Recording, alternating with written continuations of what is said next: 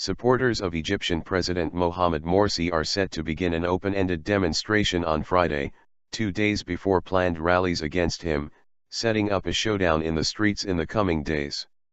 With the start of Egypt's weekend, people began to gather in Cairo's Tahrir Square, site of the uprising of January 25, 2011, and at venues in other towns.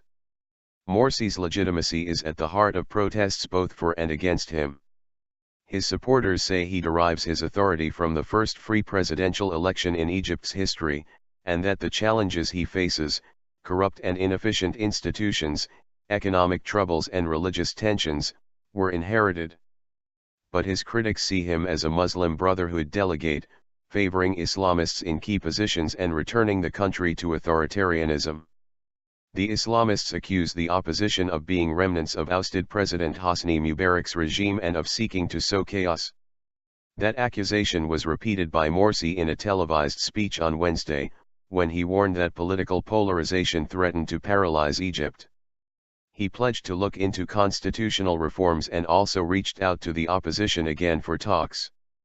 But late on Thursday, the opposition National Salvation Front coalition rejected the appeal for dialogue and called instead for an early presidential election. Explosive atmosphere. Since taking office a year ago, Morsi has squared off against the judiciary, media, police and even artists.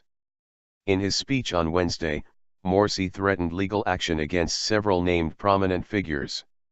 He said some judges and civil servants were obstructing him, and accused liberal media owners of bias. Hours after he publicly accused one TV channel owner of tax evasion, the businessman, Mohammed Al-Amin, found he was under investigation and barred from leaving the country. Amin's channel notably airs satire modeled on that of U.S. comic Jon Stewart.